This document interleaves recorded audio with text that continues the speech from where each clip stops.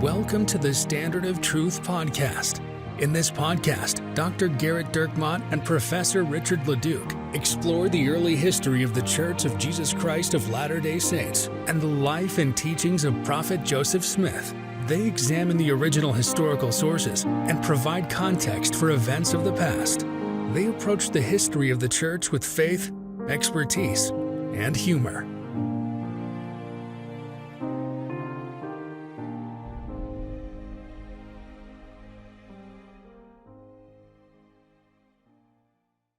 Hi, welcome to another episode of the Standard of Truth podcast. I'm your host, Dr. Gerrit, and I'm joined by my friend from what appears to be a well in a cavernous room where we are doing another live event. I'm joined by my friend, Richard Leduc.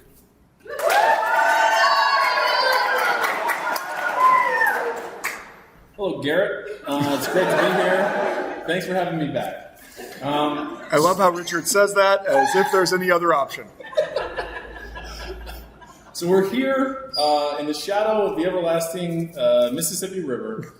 I don't think that's how that works, but no. we're in Keokuk, and we are with a tour group here. Yes. Doing this live in front of them, and we're killing it. We're at the Lake Cooper Foundation. Cooper Foundation building, 812 Main Street in Keokuk, Iowa. We better not drop this too soon or people will come looking for us. Come on down. Yeah.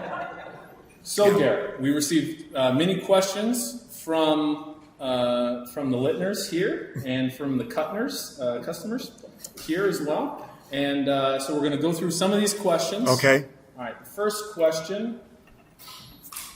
Richard, do you think that the Mavericks are going to cover the 3.5 tonight versus the Celtics? Well, is Kristaps playing? Is Porzingis going to play? I'm going to get our crack research staff on that. I don't know. I think they were saying no, he wasn't going to play. Oh, my gosh. Okay, that's why the Mavericks minus 3.5. Well, so, I mean, and can Kyrie do more than 15 points? He's been averaging 14 points in the series. Yeah, here, it's rough. Anyway, so, I put my money on the Mavericks. Entertainment purposes only, don't gamble. Yep. But Mavericks. President Hinkle, 2005 April conference.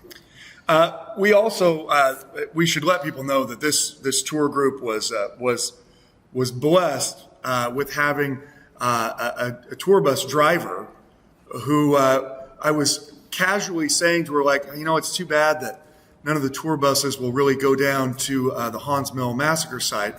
To which she scoffed at those drivers and said, "Show me, watch me, I'm going to go regardless." And so they were all able to go to the Hans Mill massacre site. So they got to have an experience that. Tip of the cap to Lynette. She's been absolutely fantastic. So appreciate Lynette at Aerolines. That's who you want. Yeah, that's it. So, hit the Mavericks, hit them hard. Gerrit, will you shout out Dan because it's our 26th anniversary and he's supporting me being here with my sister and our son? Well, Dan, Kent, I'm hoping that there's a lot of, could there be, okay, Dan, Kent, this is a shout out to you. I don't know whether or not you listen to the podcast though. You just assume that he doesn't? No, he does. I just assume if anyone asks. Yeah, whenever anyone asks, do they listen to the podcast? The answer is always no. Yeah, it's the opposite of Ghostbusters, right? The scene. Yeah. If anyone asks you, if you're a god, you say yes. Yeah. It's the opposite with the Standard of Truth. Yeah. If someone says, so you shouldn't say to someone, oh, did you hear the latest Standard of Truth podcast episode? You should say, have you ever heard of the Standard of Truth podcast? They'll say no, and then yeah. Well, so but Dan, congratulations! Is it 26th anniversary like today? What, today? Wow! My goodness! I'm so sorry, Dan. Wow, what a mess! What have we done? Yeah. This is mainly our fault. Yeah. Well, that Dan, 26th anniversary. Hope that you're enjoying. I assume that he's eating. I mean, maybe he was happy. The Celtics Mavericks game. maybe he was happy Jackson was gone though too. That's how my dad did his anniversaries. I assume that's how all men do anniversaries. Eating ribs and just his garments up. We have my mom on the tour with us, and my dad married her on Valentine's Day. That's veteran. It is a bold veteran move by Pete. Yeah. So it you just only one to remember or one to forget. No, he was good. He was good about it. So happy anniversary to the Kents. Very good. And let's see if you make 27 after this. But All right. Go ahead. Yeah, next up. Okay. An LDS press was destroyed in independence, but it was a big deal when the city of Nauvoo destroyed the Nauvoo Expositor. Other than LDS bias, what was it different? Oh my gosh. Why was it different? Sorry, the glasses. So Richard's taking a remedial reading class. We actually have someone on the bus who's getting their master's in education, and so we're going to probably need Pam to help him out. He's struggling. What was it different? Or was it different? Why was it different? Okay, so talking about the destruction. Verbatim. Yeah, you say that, but I think maybe I can't see your screen. This is actually a really good question. The reality of the reaction to the destruction of the Nauvoo Expositor, right? This is essentially any historian, whether they are Latter-day Saint or non-Latter-day Saint, will at least point to the destruction of the Nauvoo Expositor as the throwing the match on the explosion that's going to lead to Joseph's murder. It's probably oversimplifying it to say if he hadn't had the Expositor destroyed, well, then Joseph would have lived. Clearly, there are a lot of people that were seeking to kill Joseph Smith. And so maybe some other things would have played out. I don't really know. But just as a little bit of background, for those who don't know about the Nauvoo Expositor, it was a newspaper that was started in Nauvoo, and whenever you hear the name of a newspaper as the Expositor, it's not exactly like sharing ads of where the best horse property is in and around Nauvoo, right? The point of it was created by a former member of the First Presidency, William Law, who had apostatized along with several other excommunicated folks. Several had been excommunicated, some also apostatized the way that William Law had. And they published their paper in which they made many accusations against the leadership of the church, against the church generally, and it was seen as a real problem for Nauvoo. Now, the easy, extreme anti-Mormon, 720 tricky flip off of the mountain response to that is, oh yeah, see, someone was just trying to say negative stuff about Joseph Smith, and so he totally just destroyed it, and then act like that's something radical. That's a big deal to us today. I mean, if you were printing your local PTA newsletter, and someone broke into your house and grabbed your printer and destroyed it because we will not have a cupcake sale, you'd feel a little upset. I would be so upset. Yeah. Over the cupcakes? Yeah. You'd be making the cupcakes, not eating the cupcakes. Yeah, but so we're marching on the Salt Lake Tribune. That would be frowned upon. Hypothetically. I mean, I'm not going to. Sure. People would see that as the free press is seen as it's really enshrined in American history and American culture now. Not that it wasn't before, but the federal government was much less powerful in the 19th century, and there was a kind of existing belief that local communities had at least some level of control over what was being printed and published in their community. I mean, we can talk all we want about a free press and people have the freedom to say what they want, but we're also talking about the era in the 1830s in which Andrew Jackson's postmaster, on his own accord, the postmaster general, Amos Kendall, if you're keeping tabs on your postmaster generals at home, how many of you? Andrew Jackson's. Yeah. The other. Yeah. I don't know how many of you on your bingo card tonight had Amos Kendall, Postmaster General, but you won. He, of his own accord, just starts confiscating the mails of abolitionists that are writing abolitionist newsletters or papers or letters to Southern Post Office on the grounds that, that will incite people in the South if you do that. And plus, it's what the Jackson administration wanted him to do. And so what does he do? He just refuses to deliver the mail. These people have written the letters. They're legally sent, but they're a newsletter saying, how could you possibly own slaves? Slavery is awful. And so instead of delivering it, he just throws it out. And Amos Kendall was brought up on charges and thrown in jail. No, nothing happened at all. In fact, the administration was happy that he was doing it. So this is not the same world that you live in, okay? They live in a world where the federal government has a very hands-off approach to especially local matters in the states. And for the Latter-day Saints, when these accusations are leveled, they are pretty inciting.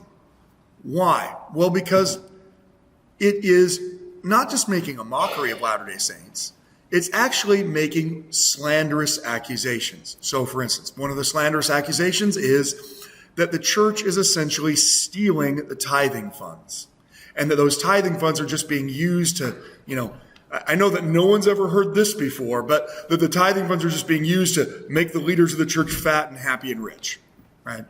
No one's ever said anything like that before, but the thing that really, and there's a huge part of the Nauvoo Expositor that talks about theology. One of William Law's big issue, and his brother Wilson Law, both of them, one of his big issues is that Joseph Smith is teaching that God progressed to become God. Now that's obviously Joseph's radical teachings that are explained in the King Follett sermon. And so he will hit that pretty hard. This idea that there was not this ex nihilo creation of all things, but in fact that there's this progression. But the main thing that, of course, is going to hit hard is the idea that there are Latter-day Saints practicing plural marriages. He also has a real problem with the fact that Joseph Smith ran for president. That's a big issue for him too. And that's one of the resolves they pass as a committee, is that Joseph Smith should not be endeavoring to become president. But of course, plural marriage is a big deal. And what William Law is going to say about it, because sometimes people will say, well, I don't know why they destroyed the Nauvoo Expositor. People were practicing plural marriage. See, he was just mad that they were saying the truth. Well, William Law deliberately uses a term that is a very loaded term. He doesn't call it plural marriage. He calls it spiritual wifery. Spiritual wifery is the terminology that is used by John C. Bennett in his apostasy. I hate to digress. I hate to tangent down the John C. Bennett road. Yes. Well, because we're about to dive into polygamy, right? That's. Well, I don't really want to talk about it at all. Okay. All right. We'll go on. Okay. So John C. Bennett was a member of the first presidency, and he is going to use his position to create illicit relations with people in Nauvoo. He's going to essentially tell them that as long as it's two believers that aren't legally committed to one another, that you can have sexual relations broadly. And he's going to tell people that it's what Joseph Smith taught him and told him. And he's going to deceive lots of people with this claim. And he calls it spiritual wifery. This idea that there's no secular union at all. It's just this, two believers can then have sexual relations because, essentially like, all the rest of America today, basically. Yeah, no justification. So, when that's found out, John C. Bennett is immediately excommunicated. This is a false doctrine. And he actually makes a public confession saying, yeah, Joseph never taught me that. I was just doing it, And he makes this confession, but it is an incredibly loaded term. So in Nauvoo, the term spiritual wifery means essentially just profligate adultery and fornication. That's what it means. That there is no actual union. There's no legality of it. There's no ceremony. It's just a free-for-all. It's just, It's just Nauvoo Woodstock, essentially. That's all it is, right? Well, are you okay? No, it's great. No, go ahead. Keep going. Nauvoo Woodstock. This is why we don't talk about plural marriage on the podcast. Yeah. We're not going to talk about it. All right? We're Go not- on. Spiritual life. Go on. We probably should have answered a different question. These were the quick hits. This happened before. It's very good. It's very interesting. Can we go back to talking about the Kent's the Nauvoo marriage? Expositor, they're running classifieds and talking about spiritual wife. Go ahead. So this is what is deemed the slanderous part. Both the church is stealing funds, and that these aren't even legitimate marriages. These aren't actual religious unions. That this is just John C. Bennettism. And so it is an outrage to the people that are, named in the paper, because you're essentially calling them an adulterer. Now, calling someone an adulterer in public in the 19th century is a quick way to have a duel. In fact, Andrew Jackson, he's gotten a lot of playtime today. Yeah. Andrew Jackson, President of the United States, actually killed a man in a duel for suggesting that that his marriage was not legitimate, right? So, I mean, the reality is... but it kind of wasn't, though, right? Like they kind of falsified records. Yes, yeah. So, it... So, like, he totally... It probably wasn't. I mean, historians don't know, but probably it wasn't. But the point being, dueling culture, I mean, heavens, we all know now because of the play Hamilton, that Aaron Burr shot Alexander Hamilton. I mean, people didn't really know that before, except for maybe the peanut butter commercial where they made fun of the Aaron Burr. If that's a deep, deep cut, if you remember that, you remember. I'll put it on the group chat. It's a milk commercial about the guy eats peanut butter, and he's like the biggest Aaron Burr, armchair historian that's ever existed. And he just takes a gigantic bite of peanut butter, and he's listening to like a radio show that's like, and you can win tickets if someone can tell us who shot Alexander Hamilton. And of course, like all around him on the wall are pictures of Aaron Burr, the guns that shot, and there's even behind him in glass case, the bullet that killed Alexander Hamilton. And so he calls up, he's like, and he's like, oh, you got an answer for us, give us the answer. And he's like, Burr. And he's like, I'm having trouble understanding you. And he's like, I'm sorry, we're gonna have to go on to the next caller. And then he just hangs up, and he's devastated. And then it's got milk, because he tried to pour some milk and there was no milk left. And so we'll link the video in the description. Let's. I do remember that commercial. It's very funny. Let's pretend that I didn't say any of that. So look, it's an honor culture. In this honor culture, dueling is still looked down, but it's also something that goes on with regular. So we do have from the extensive research staff, the crack research staff. I did receive a fact that was actually that was directed by Gerrit Brockheimer, that commercial. So. I wonder who the crack research staff was. There you go. How about that? First commercial directed by Gerrit Brockheimer. There you go. Right. There you go. The more you know. Anyway, the dueling culture is fairly common because of people's honor, and here there is this claim that people are committing adultery, which is a claim upon people's honor. Also, the Latter-day Saints have experienced in Missouri what happens when people are allowed to make all kinds of outlandish claims without any response. The Nauvoo City Council believes that there is precedence because their charter says they have the right to remove a nuisance to the town. And so they go through legal, dictionaries basically and cases, and they find cases where presses have been removed from because they were nuisances to the town. And so that's their justification for ordering its removal. And of course, like the question, it leads to the explosion. The anti-Mormon sentiment is now it's full throated, and it allows. Well, no. So are you okay? Yeah, I'm trying to get in with something. Oh, okay. I can't. I'm very excited. I know. I'm very excited. So the Reverend Lovejoy. I'm about there. Oh my. Oh gosh. yeah. Yeah. You're just all over the top of it. Very sorry. This destruction of the press is something that they at least deem to be legal, but already not just being deemed to be legal. Culturally, they have multiple examples of presses having been destroyed and it not leading to a whole heck of a lot of reaction. The first is their own press. Okay? Not a whole lot of national outcry about the sanctity of freedom of the press when their own printing press in Jackson County is pitched out a second floor window and its type is destroyed along with the pages of the Book of Commandments. Grand total number of people who were convicted of that crime? Nobody. Number of people that were charged for that crime? Nobody.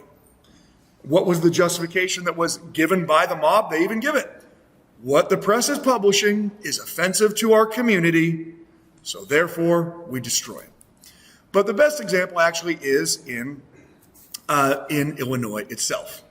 In Illinois itself, so same states. We're not even comparing, Missouri to Illinois. In Illinois, not even a decade earlier, in Alton, Illinois, which is further down the river there, an abolitionist preacher moved to Alton, Illinois. His name's Elijah Lovejoy, and at least according to the creator of The Simpsons, it's who the Reverend Lovejoy is based on for The Simpsons, if you're wondering. You probably weren't, but if you were, that's what he's based on. Elijah Lovejoy is an abolitionist, and abolitionists are hated in the United States at that time. And you might be thinking, wait a minute, Illinois is a free state. You should have been fine. Most Americans in the North, while they were not pro-slavery or the expansion of slavery, they saw abolitionism as a negative. Very, very, very few Americans were actually abolitionists. So when Elijah Lovejoy moves there, the town kind of says to him, hey, fine, you can move here, but you better not be printing any of your abolitionist stuff that you've done. He says, okay, I promise, and then immediately begins publishing his abolitionist newspaper. And so the town takes action. They march to his printing shop, they grab his printing press, they carry it down to the Mississippi River, and they throw it in the river. So Elijah Lovejoy gets a second press and sets it up, and then the town comes and they grab his press and they throw it in the river. And the third time, he gets another press, and then they actually shoot and kill him this time.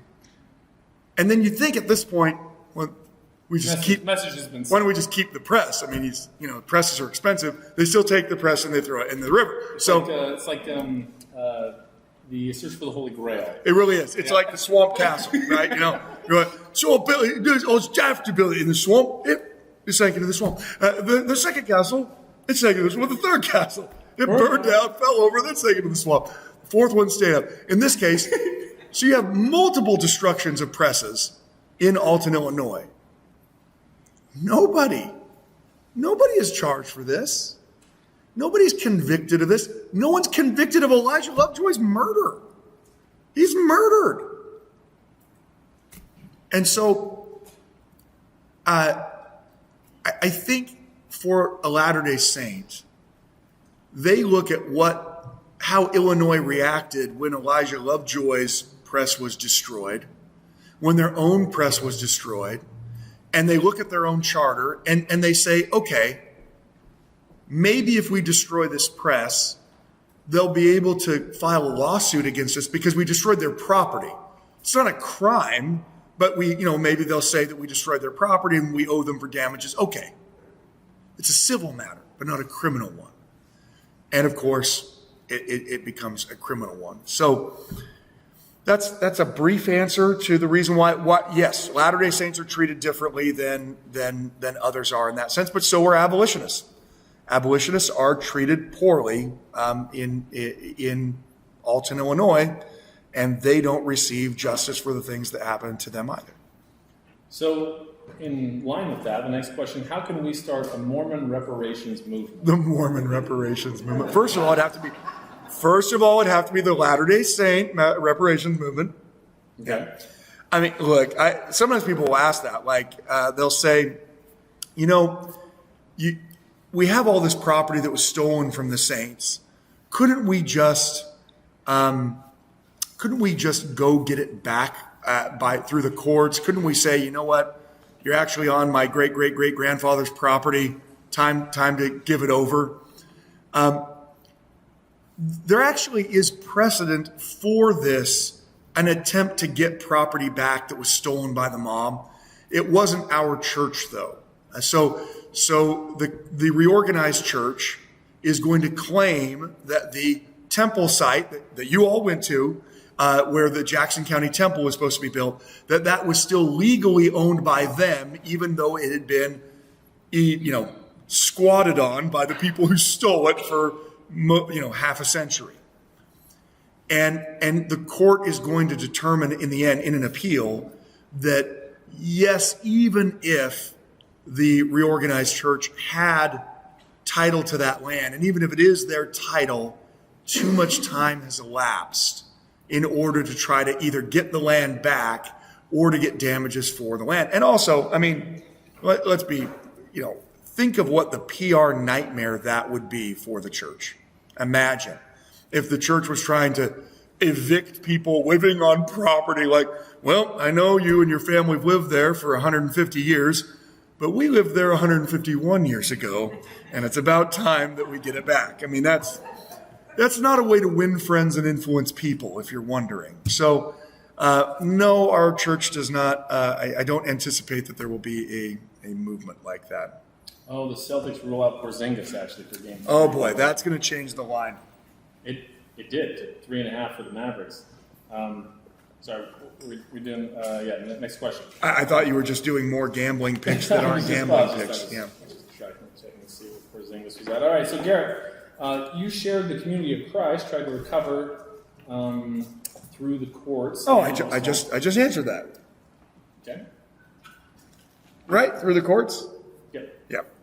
Way to be efficient. Yeah, I was killing two birds with one stone. Yeah. All right. Next up, Gerrit. Disney has their top 10 villains. Who would you say are the top 10 villains of the Restoration? I'm guessing Philastus Hurlbut, John C. Bennett, Governor Boggs, Thomas Marsh, and Thomas Sharp would make the list. How does that align with your list? Who else should be added? Lucy Harris? It's honestly this is too difficult a question. I don't want to be. First of all, so many terrible people. I feel too many to count. They're legion, Gerrit. Yeah, and plus I feel very judgmental doing that. Yeah. You're being judgmental of Governor Boggs. Super judgy. Okay. All right. So we're all perceiving it. Well done. I think maybe there are a couple that we need to place in there, but I don't want to put them in any order. Right, so let's just throw names up there. Okay, I'll rank them. You say names. I'll put a top 10 list together. Look, obviously, Lilburn Boggs has to be up there. Okay, and that's because, as we've all learned from Spider-Man, with great power comes great responsibility. Okay, I mean, so if you're the governor of a state and you order the extermination of a group of people in that state, well, you're kind of responsible. I mean, Missourians would tell you, because of Truman, the buck stops here, right? The buck stops with Lilburn Boggs. So I think he has to be up there just in the fact of the number of people that died. But, honestly, for me, I think I would probably place Governor Ford as worse than Governor Boggs. Well, we've talked about this. When we were watching the dedication of the Nauvoo Temple, and we were in, I think, Logan at the time. Yeah. Right? We were in Logan, and probably at that toaster church that's up there. It was destroyed. Yeah. I know. It was torn down and made a nice, So we're watching that, and I remember President Hinkle during the temple dedication specifically blaming Governor Ford for the death of Joseph Smith. And I remember looking at you and we were like, oh snap. It was pretty awesome. I love President Hinckley and how passionate he was about it. President Hinckley was passionate about the fact that people had made decisions that cost people their lives. And my point for saying that is, again, he's a governor, so he has an awful lot to do with what happens. I mean, it's one thing for your average Joe Schmo to say, well, I don't know if I want these Mormons living here. That's one thing. It's quite another when it's someone in so much position of power. And there's all kinds of questions about, how much did Governor Ford know, and did he deliberately conspire to have Joseph Smith killed?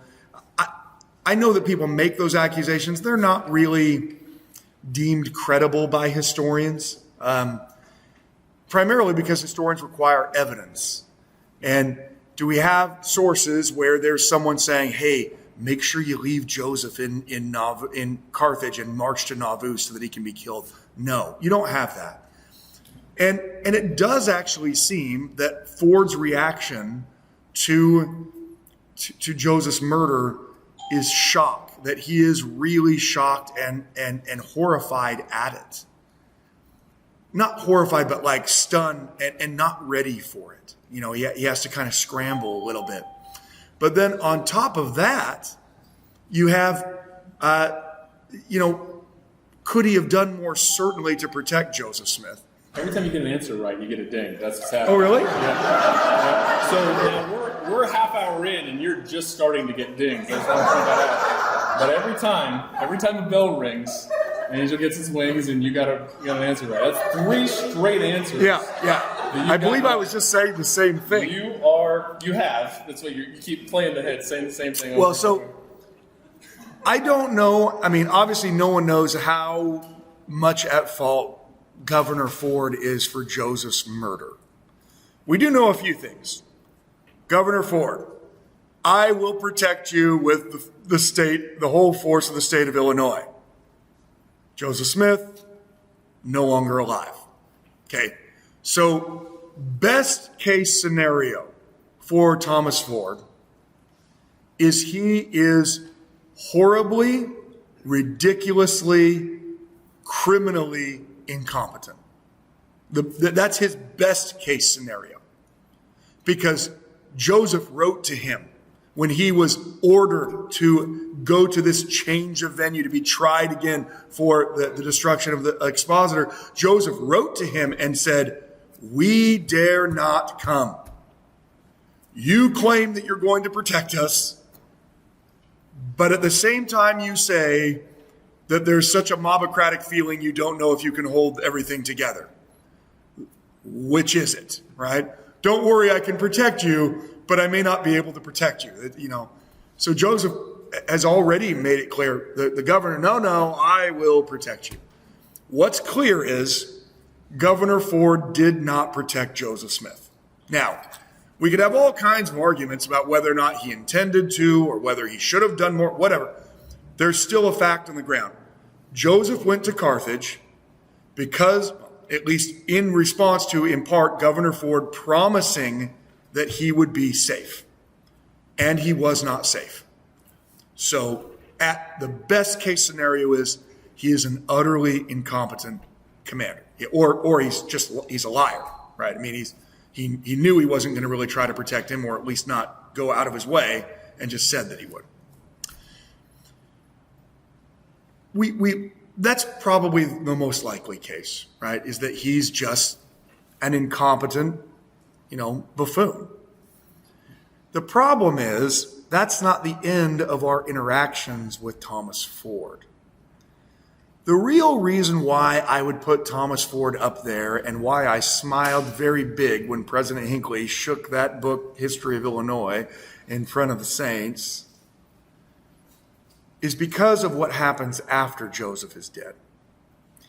After Joseph is murdered, Thomas Ford, the Latter-day Saints become a real political liability for him in the state. And so he will do a couple of things. He does a lot of things, but two that are most problematic. He will write, when the Latter-day Saints say that they're about to leave, I think Ford is a little worried that if the Latter-day Saints leave the United States and go to Mexico and go join Mexico, that people are going to blame him for letting this huge body of people go join the then soon-to-be enemies of the United States. The Mexican War is right around the corner. Or maybe this huge body of saints will go to Oregon Territory and join the British. A whole bunch of the Latter-day Saints are British anyway. So I think Ford's concerned about what it will look like if he just does nothing to prevent this huge armed body of people to leave to a foreign nation. So he actually writes to the President of the United States through the Senator of Illinois, trying to get President Polk to intervene in the Latter-day Saints' plan to leave. Polk responds, in his journal anyway, says, I told him that I could not interfere with their religion, no matter how absurd I thought it was, and basically said he's not going to intervene. So, first, if there was going to be a federal intervention against the Mormons, it was because Thomas Ford asked for it as a governor of a state. But he had already gotten an answer, no, the federal government is not going to intervene.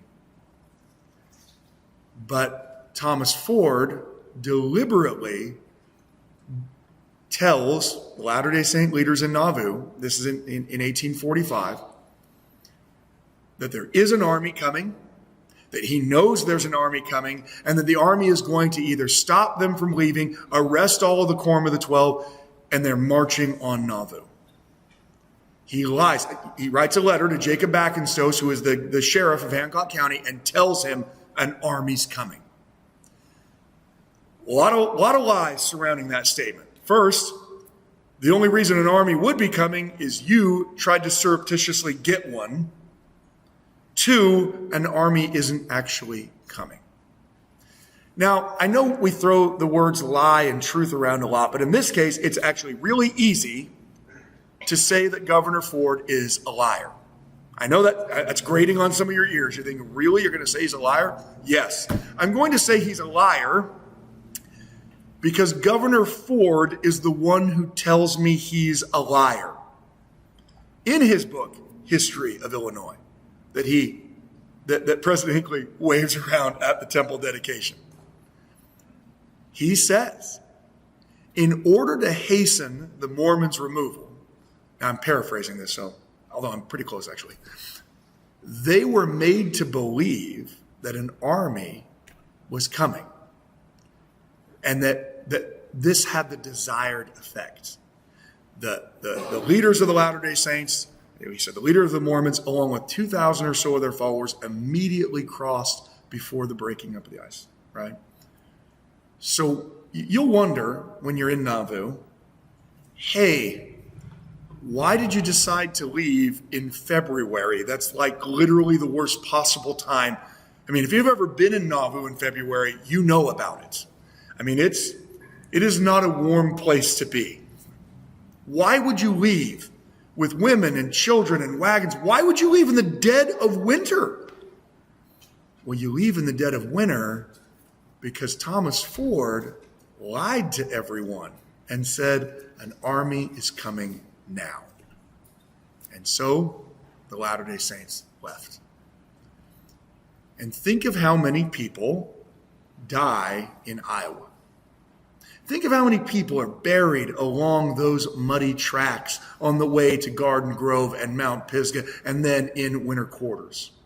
How many of them don't take enough because they're hustled out of their homes when they didn't actually have to leave that early?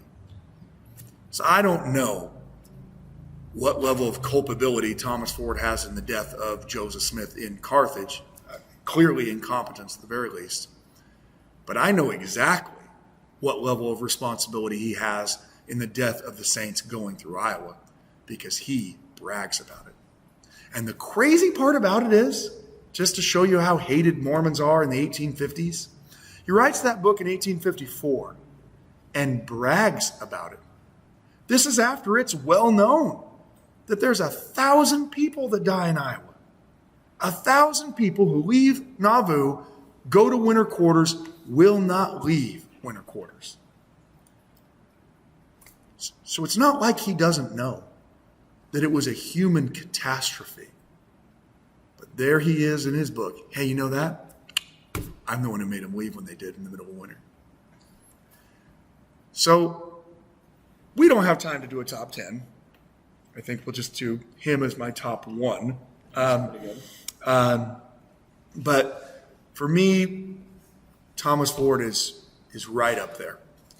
So where would you rank some of these other folks, though, right? Like in Eber Howe, Philastus Hurlbut, John C. Bennett, where they aren't as directly responsible for some of the things like Boggs and Ford, but the things that they do create the fervor in which a Ford and a Boggs do some of the things that they do. I mean, I think that's why it's really hard to rank some of them, right? So look at Thomas Marsh. I mean, he should be the most senior member of the Quorum of the 12 Apostles, and he's swearing out this ridiculous false affidavit against Joseph Smith that's used as a pretext for not only justifying the violence in Missouri, but also for keeping Joseph Smith incarcerated. But there also is a pretty big difference between Thomas Marsh and Philastus Hurlbut. One was an apostle, and the most senior apostle. In fact, Thomas Marsh was actually only a couple of months earlier himself excommunicating a bunch of the people that weren't properly in line with church doctrine in Far West. And he, by a lot of accounts, he's taking a great vigor to that role. So, I mean, I don't know how you balance that in the sense that certainly Thomas Marsh had a lot more responsibility because of the religious power that he had rather than the secular power that he had. Of course, Thomas Marsh eventually does come back to the church. So, what do you do with that? Kind of hard to call someone the top 10 villain when they're, buried in Ogden. I mean, I'm sure there's some villains buried in Ogden. I mean, I saw a couple people say, I have in-laws buried in Ogden. I mean, the reality is that his is at least a story of partial redemption, whereas, Thomas Ford isn't writing in his book, man, I wish I wouldn't have done something that got so many people killed. Instead, it's like, good thing we got rid of him when we did. So I think that makes it a little bit difficult. It's almost like you'd have to do great apostates versus great, external villains. Dr. Philastus Hurlbut's obviously a big deal. He's probably not more problematic than Eber Howe, though, because Eber Howe is what makes Philastus Hurlbut's, crazy have legs. You know what I mean? So Hurlbut's making all kinds of claims that even get him, convicted of threatening to wound, beat, or kill Joseph Smith. But his arguments and the affidavits he collects have power because Eber Howe publishes them in the first anti-Mormon book, Mormonism Unveiled. And why does that matter? Well, it matters because Mormonism Unveiled is then the basis of essentially every other anti-Mormon book. John C. Bennett, for instance, you brought up. John C. Bennett's book, History of the Saints, is a lot of cut and paste. I mean, he would have gotten a poor, plagiarism check score from a professor for what he just takes from Eber Howe's book and places in his. I think John C. Bennett's a greater villain than Eber Howe, again, because he was a member of the First Presidency. And he's using his position to surreptitiously commit adultery, and then after he's found out, is going to claim, I never committed adultery at all. They knew I was going to expose their crime. John C. Bennett's like a crazy, crazy liar. I mean, this guy, I don't even know exactly what his position is because he changes his position over and over and over. So he comes and joins the church. He's a member of the First Presidency, commits multiple adulteries, excommunicated. He will then claim in a book that he writes that he never, ever believed in the Latter-day Saints at all. that because he was just a good American, he just heard about them and, decided he would stop their villainy because those Mormons are evil. And so he went there and pretended to believe and then joined himself to the Latter-day Saints to expose them. So he's this great undercover narc hero. And he makes that claim. And then, of course, after he makes that claim, will join himself to the Strangite Church and become a part of them. And so are you trying to expose them as well? I mean, he's just all over the place. But one of the things he's going to claim is that he never committed adultery. The charges were trumped up against him, and that he was just being railroaded because he was trying to expose Latter-day Saint nefariousness. So for years, he's making this claim. And then we have at least a newspaper record from a speech he's given in Boston, I believe, where he admits to the crowd that he had an affair with a fair princess of Nauvoo. So after years of saying there was literally nothing to the claims that he had committed adultery, even though he had publicly admitted that he committed adultery, but he'd been forced to admit it, so he didn't really commit adultery, even though he later admits that he committed adultery. It's in a public meeting that's reported. So John C. Bennett is pretty high up there. So what about the guy that shot Reagan? George Hinkle. I don't think that's the same person. John Hinckley. What do you think about John Hinckley? Yeah, I'm not a fan. Okay. Yeah. But George Hinkle then? Not a fan. Okay. Yeah.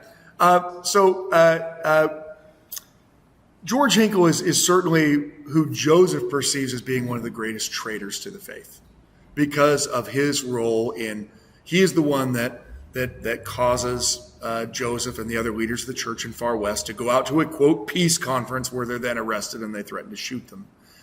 So I think that's a deep cut that really hurts Joseph because Hinkle is his friend, Hinkle is a faithful member, and Hinkle is betraying them. But you don't have, Hinkle over the course of the next 30 years publishing a whole bunch of anti-Mormon material either. You know what I mean? So his is a very terrible action that has limited time frame that the action's going on. Well, I think that we've probably covered as much of this as we possibly can now. So I just want to thank everybody for joining us here for our live broadcast. And let's hear from you one more. Yeah.